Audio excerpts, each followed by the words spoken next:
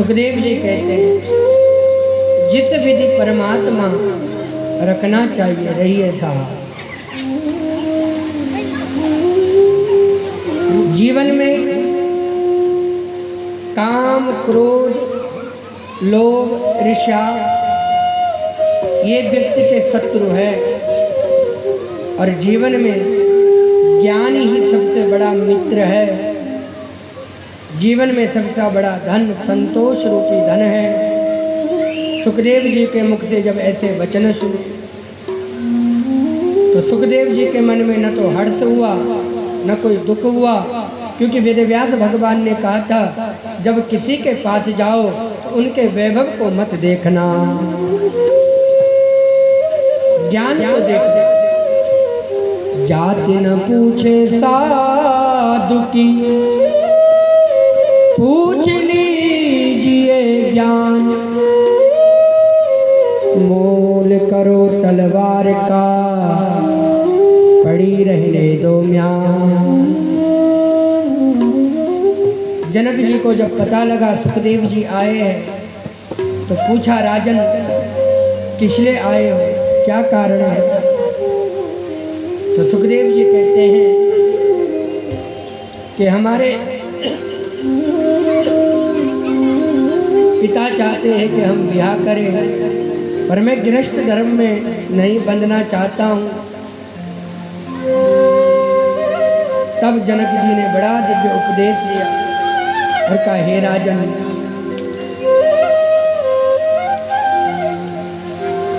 गृहस्थ धर्म बंधन नहीं है। धर्म के मार्ग पर चल करके खूब धन कमाओ।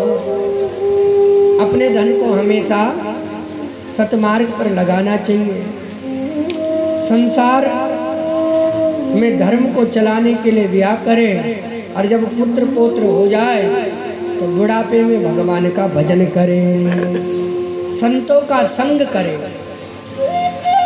तो सुखदेव जी ने कहा कि महाराज कैसे पता चलेगा संसार में कौन संत है कौन असंत है?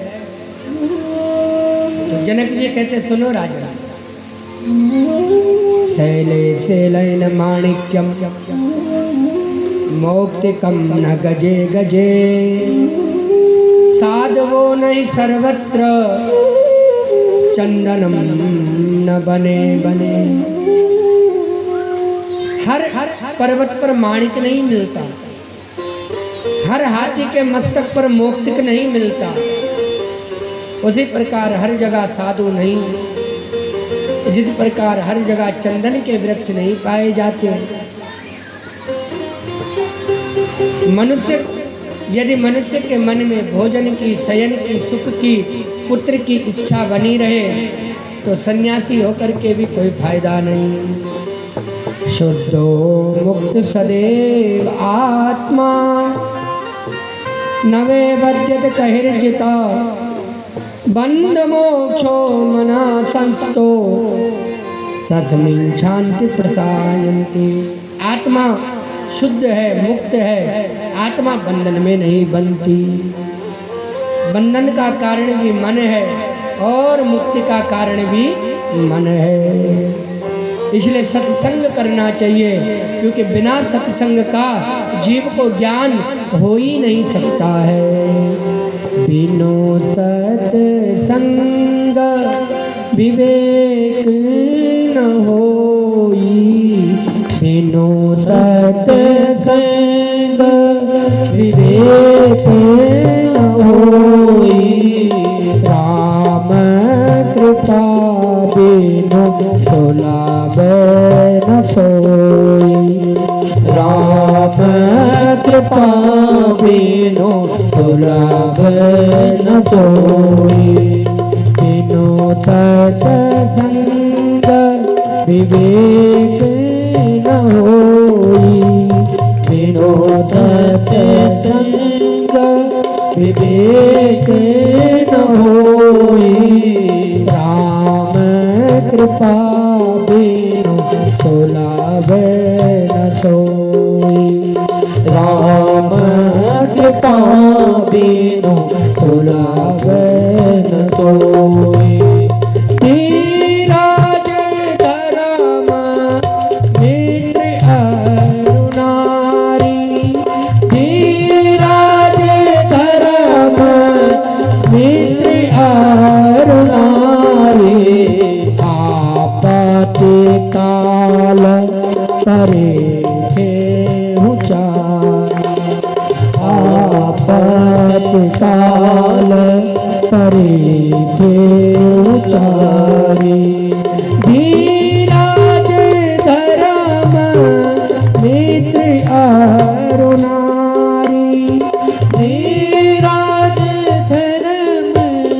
मित्रिया नारी आपातकाल करे थे उचारी आपातकाल थे उचारी। इसलिए जनक जी कहते हैं आपत्ति काल में 4 लोगों की परीक्षा होती है। धर्म की, धैर्य की। जीवन में दुख आ जाए तो धैर्य मत खोना, जीवन में दुख आ जाए तो अपने धर्म को मत भूलना। मित्र की परीक्षा विपत्ति में और पत्नी की परीक्षा विपत्ति में होती है।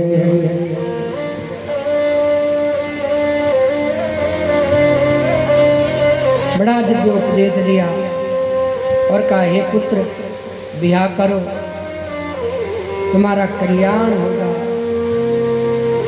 जनक जी के वचन सुखदेव जी को बहुत अच्छे लगे। सुखदेव जी अपने पिता के पास लौट आए। वेदव्यास भगवान ने जब अपने पुत्र को आते हुए देखा तो हृदय से लगा दिया और सुखदेव अपने ही पिता के साथ रहने लगे। समय आने पर पितरों की पीवरी नामक कन्या से सुखदेव जी का ब्याह हुआ। उस कन्या से 4 पुत्र उत्पन्न हुए। एक का नाम है गौर प्रभु, एक का नाम है कृष्ण, एक का नाम है भूरी और एक का नाम है देवश्रुत। एक कन्या प्राप्त हुई जिसका नाम है कीर्ति। कीर्ति का विवाह विभ्राज के पुत्र अणु के साथ हुआ और जब पुत्र पौत्र हो गए तो सुखदेव जी अपने पिता का संग त्याग करके भगवान का भजन करने लगे। सुखदेव जी के चले जाने पर वेदव्यास भगवान को बड़ा दुख हुआ। अपने पुत्र को हिमालय में ढूंढा पर कहीं नहीं मिला। अपने शिष्यों के साथ वापस लौट आए और एक दिन वेदव्यास भगवान को माँ की याद आ गई और सोचने लगे हम अपनी माँ को छोड़ करके आए थे, अब हमारी माँ किस अवस्था में होगी। जरा माँ का भी हाल पूछ करके आते हैं। निषादों से पूछा मेरी माँ कहाँ है। किसी ने मेरी माँ को देखा तो निषादों ने बताया व्यास जी तुम्हारी माँ का ब्याह निषाद राज ने शांतनु के साथ कर लिया। वेदव्यास भगवान शांतनु के घर में आ गए। शांतनु ने बड़ा दिव्य स्वागत किया और कहा व्यास जी आपका आगमन कैसे हुआ। व्यास जी ने सारी कथा सुनाई। शांतनु के प्रेम को देख करके सरस्वती नदी के किनारे आश्रम बना करके रहने लगे और विचार किया जब मेरे शिष्य मुझे छोड़ करके चले गए, जब मेरा पुत्र मुझे छोड़ करके चला गया तो दुनिया में भला कौन किसका साथ निभाएगा।